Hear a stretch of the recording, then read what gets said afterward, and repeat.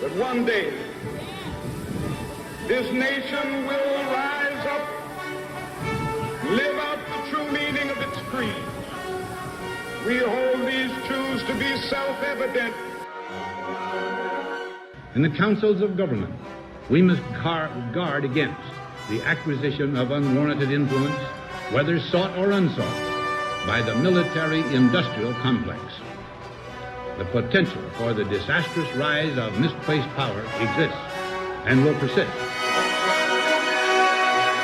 The very word secrecy is repugnant in a free and open society, and there is very grave danger that an announced need for increased security will be seized upon by those anxious to expand its meaning to the very limits of official censorship and concealment. And now, the moment you've all been waiting for. The newest show sensation streaming throughout the multiverse. Your hang place in cyberspace for paranormal news and views. Taboo Topics with Gene Broida.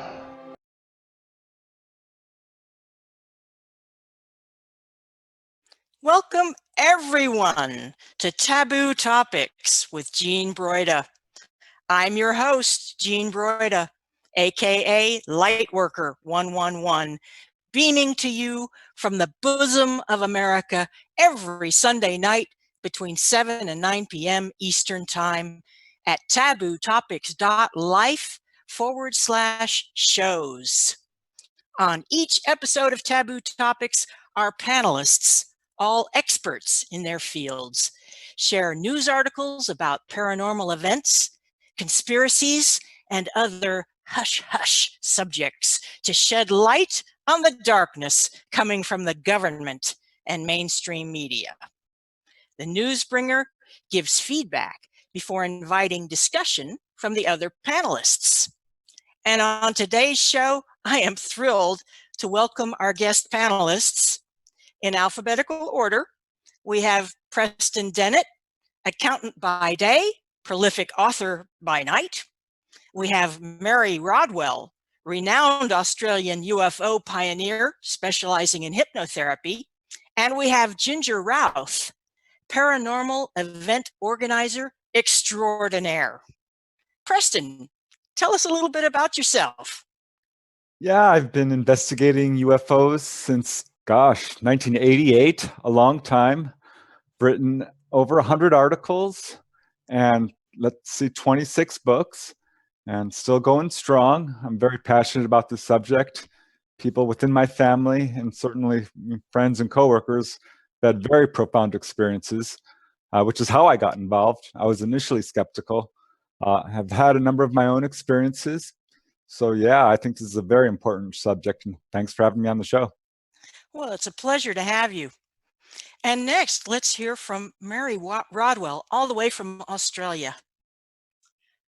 Well, I'm principal of the Australian Close Encounter Resource Network, and this was really instigated by the very first person that came to see me that said, Mary, I've heard you're open-minded. For this, there's no support groups. For this, they just think you're crazy. And I found the gentleman very articulate and very grounded, but also what worried me for him was that he felt he had nowhere to go because his whole family were having experiences. So after 25 years, 3,500 individuals, families and children that have spoken to me about their experiences, for me, it is one of the most profound research that anyone can do, because for me, as my background's nursing midwifery. I've come from a very scientific background, but I've also been counseling for 35 years, and one knows when someone is authentic. One knows when somebody's speaking their truth.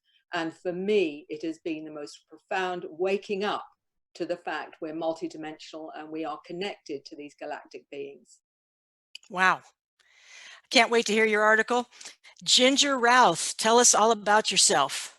Hi, Jean. Thanks for having me. And as you know, I do something that's a little old-fashioned. I host in-person meeting groups. So we have to get in our car and drive and arrive at the same place and talk and discuss and meet each other. We meet monthly, and I feel that I kind of do service to the group by choosing speakers and topics with their input, and then put out the word on, we have an informal website and an email list. So I've been doing that since 2009 in the St. Louis area. We usually have 15 to 20 people a month at our group, and a lot of times it's the same people. And I kind of joke around with my friends that we talk about the taboo topics in amongst each other that we can't talk about with our regular friends. So I feel like in the group, I'm a little bit of the skeptical person, but outside the group with my regular friends, I'm the wacko. And we started out in 2009 as a couple of fans of the radio program Coast to Coast AM. So obviously I'm a big fan of Preston Dennett, have heard him on Coast to Coast many times. Really excited to be with both Preston and Mary and Eugene. Thank you. Well, thank you so much, all of you, for being on the show, Taboo Topics with Jean Broida, and I am your host, Jean Broida. I'm a lifelong UFO researcher, as most of us, I think, are, both in the studio and out in the audience. I'm a parapsychologist. I'm author of the book Unknown Objects, the Top 10 US UFO Cases. And you can read that to find out why you must be crazy not to believe in UFOs and their alien occupants. I'm an avid news hound with advanced degrees in computer science, psychology, and education.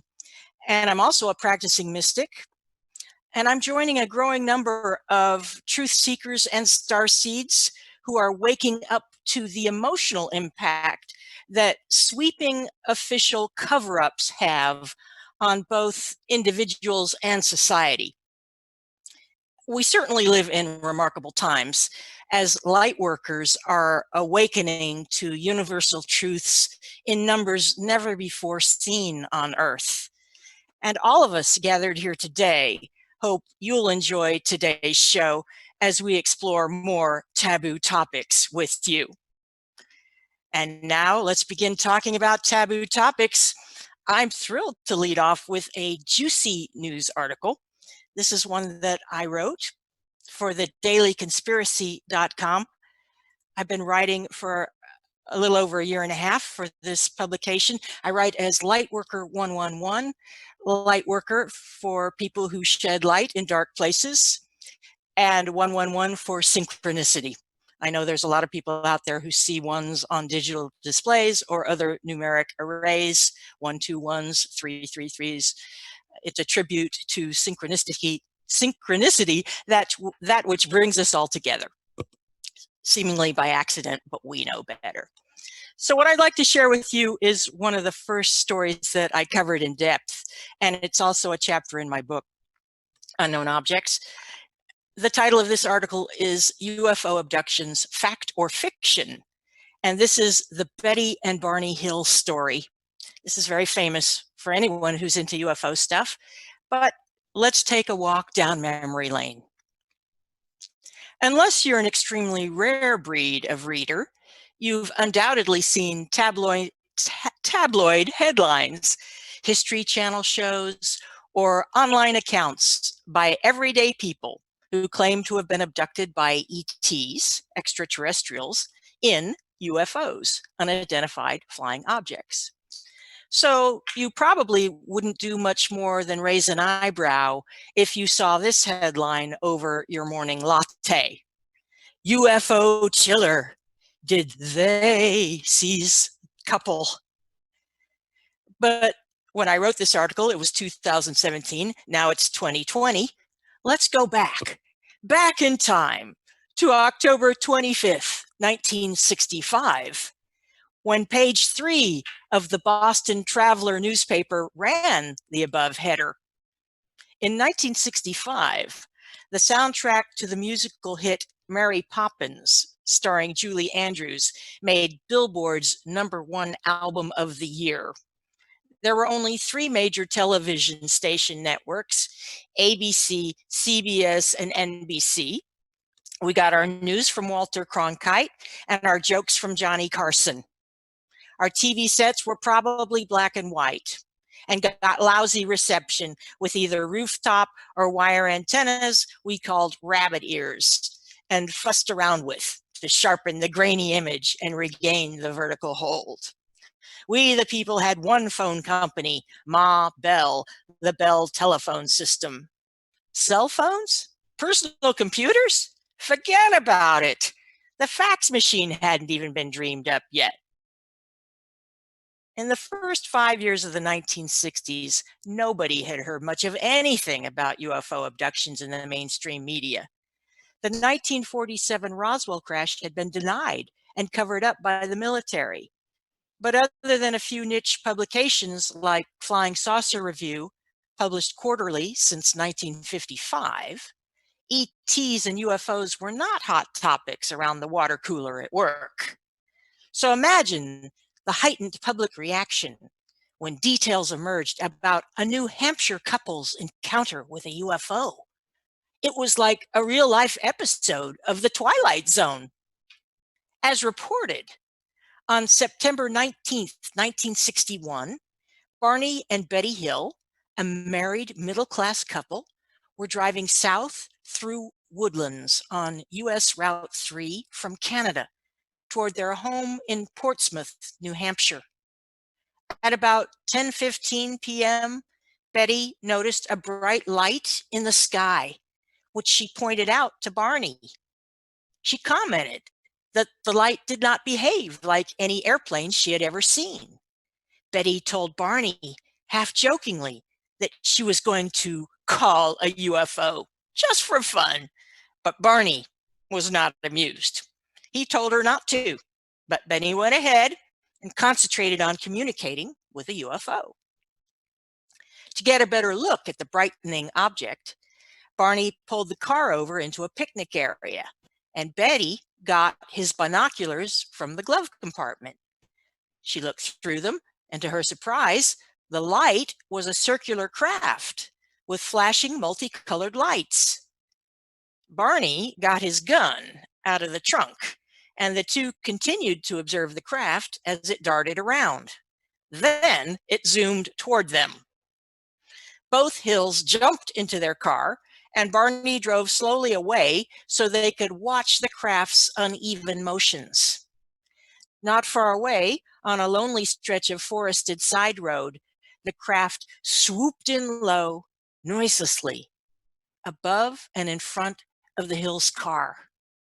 Barney stopped the car, pocketed his gun, grabbed the binoculars, got out of the car, looked up, and could see a small group of occupants staring down at him.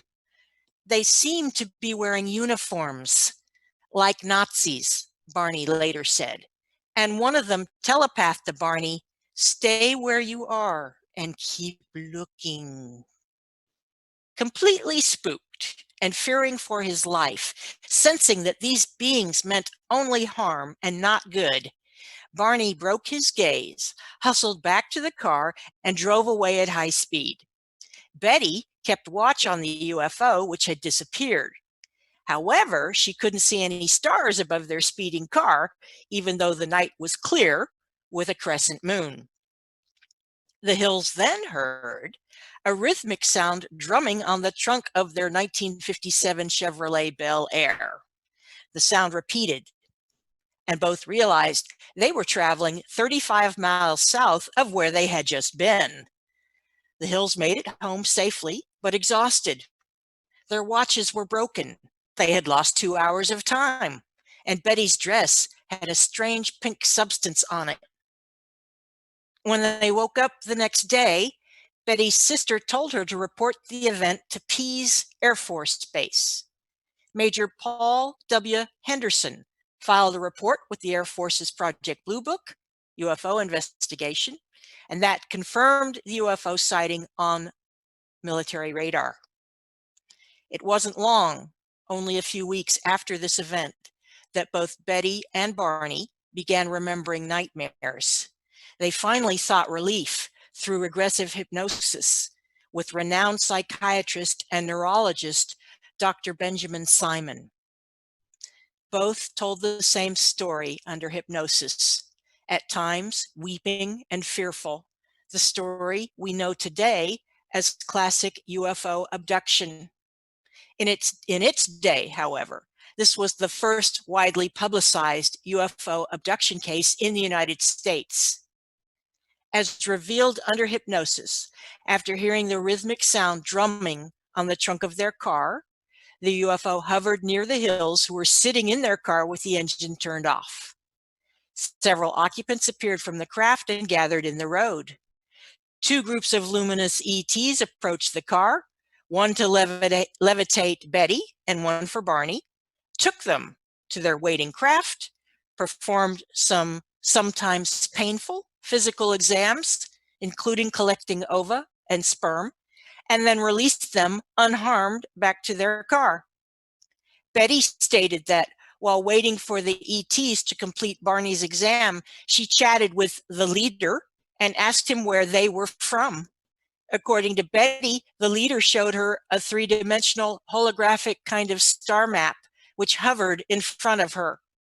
And after that particular hypnotic session, and 6 years before astronomers discovered it, Betty drew a 2D, two-dimensional on paper, star map, which appears to match the binary star system of Zeta Reticuli 1 and Zeta Reticuli 2.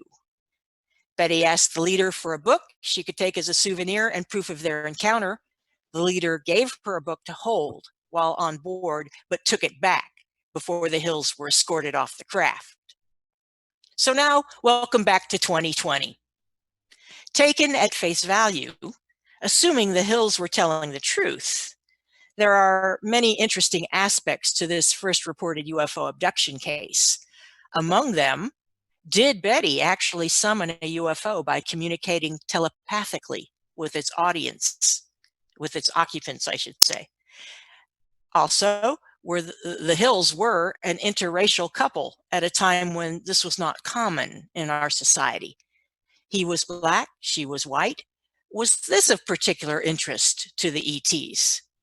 And finally, Betty recounted that during her physical examination, an ET rushed in excitedly and tugged on her teeth until she cried out in pain.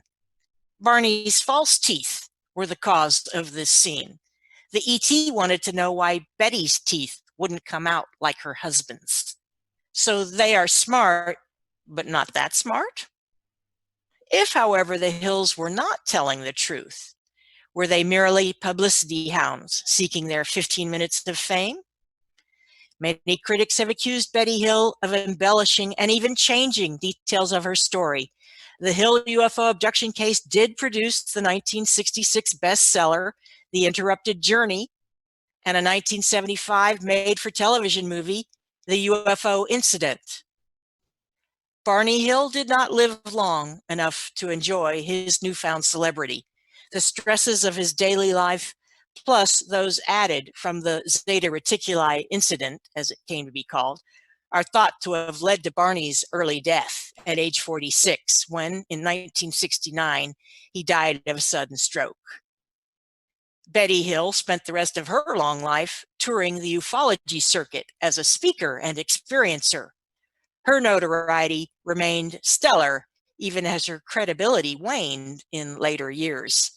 And the second witness to the first famous U.S. UFO case, Betty Hill, died from cancer at age 85 in 2004. From the Hill abduction in the 1960s to the present day, alien abduction stories continue, and continue to get almost no serious mainstream media coverage. What do these human abduction stories mean to our society? How do they impact our ancestral past, our collective future? We may never know the truth behind the Hill abduction, but do you believe? And just before I pass the torch around to other panelists here, I do want to say that having researched Betty and Barney Hill for my book, I know they were not publicity hounds. They were nowhere looking for their story to go public at all. This story was leaked in Europe somehow.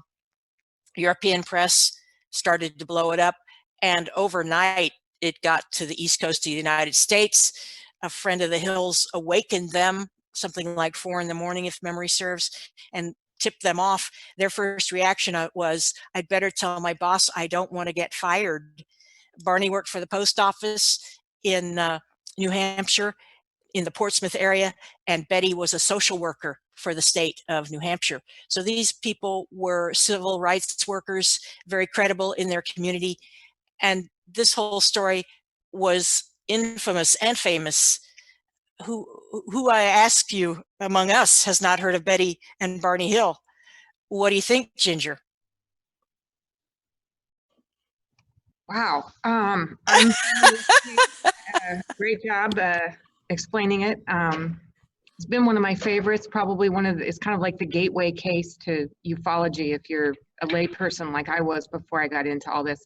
I believe them. I like to hear Betty's niece, Kathleen Madigan, talk, and I don't have any reason not to believe them. I don't know what happened to them, but I think over the years, their stories has definitely held up.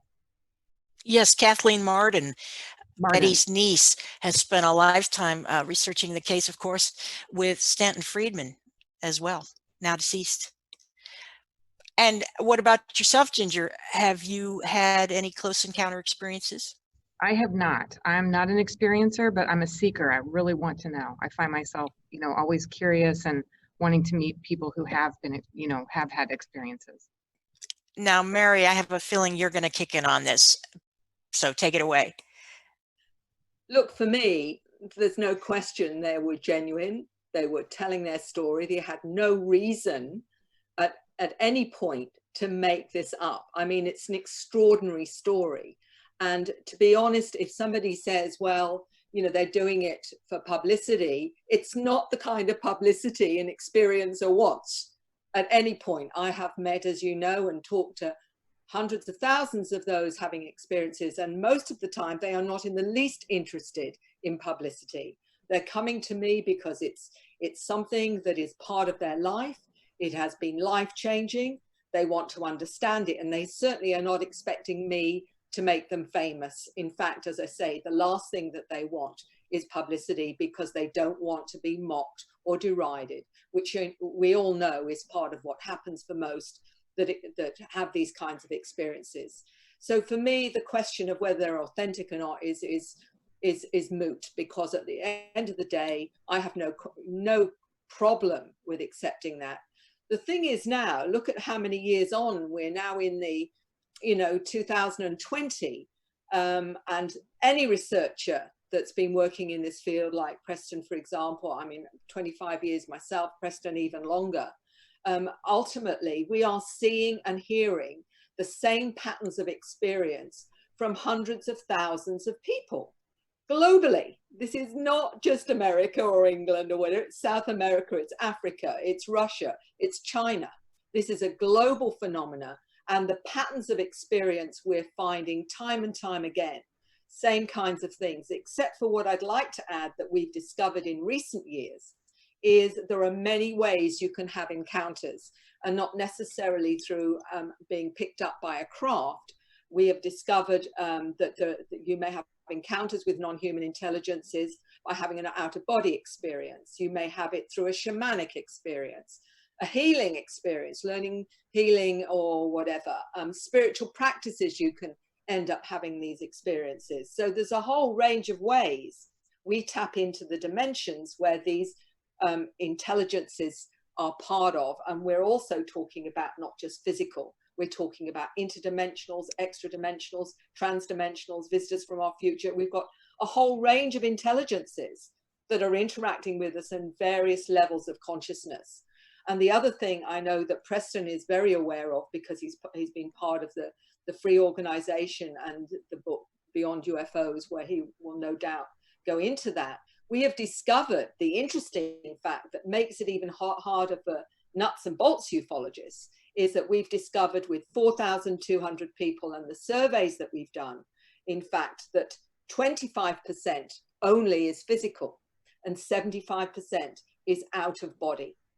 And so that makes it even harder to give it a 3D quantifiable aspect, because how can you make that real unless you look at the outcomes of the encounter? And that, I'm sure Preston will go into in terms of the healing, but also where I've been exploring is the outcomes of contact show it's a reality, because people change profoundly after these experiences in ways that will never be related to a hallucination or a fantasy. And I also will talk a little bit about what I feel is very much part of the agenda, which is upgrading or awakening of human consciousness. Excellent. Can't wait. So looking forward. Preston, take it away. Yeah, wow, Mary, I'm resonating with everything you're saying. It's really great to hear it. But yeah, the Betty and Barney Hill case, what a case. I think it's a testament to their character, really, that they're the first that broke through a wall of skepticism within the media, and let's face it, an active cover-up from our government, which is still active. So kudos to them for sure. There was a lot of cases happening at that time. So it's kind of, hit or miss who was going to be first. Following on the heels of them was another case in upstate New York to two brothers, Jim and Cora Lorenzen. Their book on UFO abductions was published right on the heels of John Fuller's book on Betty and Barney Hill. So this was a phenomena whose time had come to be recognized. It looks, what I find most interesting about it in the Hill case in particular is looks like a historically unprecedented thing in human history. Yeah, we have thousands of years of alien visitations, extraterrestrial visitations, but nothing like this, not in these numbers, not with large numbers of people being taken on board. The Hill case shows definitely an interest in physical examinations, the single most common thing I hear. I'm fascinated by the confusion they had with the false teeth, because we do see that in other cases where ETs are interested in physical abnormalities. It's a question I've learned to ask. I've had people say, oh, yeah, I do have things strange about me. A couple of people told me I have an extra vertebrae in my spine. So that's turned up a number of times. And, so there's definitely something to that. So yeah, the Hill case is the watershed event that broke this wide open, changed the course of human history. And now we all know, I think, that UFO abductions are a real phenomena, or at least we've certainly heard of them. Yeah, it's still a taboo subject. I can clear a room, but this is breaking into the mainstream. The Hill case really helped do that. And I'm excited about how this is all going to roll out. I don't think it's a negative phenomenon, though it can be very scary. And really, ET behavior falls under the same umbrella as human behavior. There are some cases that are not so pleasant, but for the most part, I think that we're dealing with a phenomena that is going to involve a lot of, as Mary said, human transformation. That's the pattern I see. For viewers who are not familiar with all of your work, Preston, how many books do you have to your name now? 26 books. My latest was Schoolyard UFO Encounters, which is what I call UFO attractors, or attracted certain areas, and also The Healing Power of UFOs, 300 true cases. So yeah, I'm not saying all ETs are our friends by any means, but I can tell you conclusively, without any doubt, and back it up with pretty much solid proof, that one of their main agendas is the healing of humanity, for sure. Well, that's actually encouraging. What I was going to ask about, since you have talked to so many people who are experiencers, and you as well, Mary, this one element that keeps coming up, they seem related, this buzzing sound that people get in their heads. In the Hills case, it was inside their car. Whatever was drumming on the trunk was seeming to vibrate the whole car, and it was getting into their head as well. And that sound persisted hours, maybe days afterwards. It's just a sensation as much as anything, frequency. And that seems to be linked somehow with telepathy or hypnosis. Any comments on those elements of abduction based on case histories? Yeah, I can certainly speak to that. That's something I hear frequently from experiencers. Just recently, I was interviewing a lady who moved from the East Coast back to the West Coast. She's had a number of experiences her whole life and suffers from what they thought was tinnitus. Same thing from another gentleman, a Marine officer, ringing in his ears. He says he believes it's related to an implant. So does this other witness. So do most of the witnesses I've talked to. And they say sometimes these things will go off at certain events, certain patterns. For one guy, Ramon, he says his implant goes off whenever he's watching a major news story, some world event or something important. And he feels like the ETs are monitoring him and his emotional reaction to it, which certainly corroborates what this other lady I'm interviewing says. She says whenever she is in a romantic situation, whenever she feels any kind of emotion towards her husband, this thing will go off. She says it's very annoying. She's had a lot of problems with it. Both of these people have been to doctors. So yeah, I think this is probably related to implants, probably related to how ETs communicate with people. I don't think the implants are a negative thing. I've had experiencers talk to ETs and been told that the purpose for implants is to boost the immune system, monitor vital signs, and things like this. So I think it's all good for the most part. Ginger, what do you know about buzzing, implants, anything to toss in? Have you talked to people who are experiencers? I have talked to people who are experiencers, but the person I'm thinking of with an implant just finds it confusing, doesn't view it as positive or negative. Okay, fair enough. Mary, any final thoughts before we pass the torch on to the next article reader? Well, I've done a whole chapter on implants in my book Awakening, and interestingly, there's a whole range of interpretations, just as Preston was talking about. Certainly, one of the young ladies that does all the artwork, which she believes is coming through her from these intelligences, there's an implant in her arm that helps her with that frequency of bringing it actually in. And so there are some that we believe are connected to the military, which are not, they're not positive, but on the whole, the ones that seem to be either physical or energetic from these non-human intelligences seem to be in some ways supporting the immune system or supporting their connection to these intelligences, just as Preston was mentioning. Interesting, really interesting. The more you get into this topic, the more fascinating certain aspects become and patterns do emerge. It's a shame, really, that we've not spent the last 70 years, we as a society have not spent the last 70 years studying the phenomenon seriously. And hats off to all researchers who have been studying this phenomenon seriously. It's just amazing. Well, with that said, Ginger, are you ready to thrill us with some taboo topic of your choosing? I hope it's okay with the group here, but my topic is a non-UFO related article. Ginger Routh, take it away. Okay, you can hear me fine, right? Yes, ma'am. Okay, here's what I have, guys. Now, Jean suggested that we pick a topic that we feel passionate about. So this is something I've spent a lot of time studying and I'm really interested in. And the reason it's taboo is because this theory can't really be proven. And this is along the lines of a sociological or the way society forms type of theory. So if you're not familiar already, I'm going to introduce you to a guy by the name of Neil Howe. Neil Howe is a researcher on generations and generational changes that happen to society due to the values and thoughts and pushes of a generation.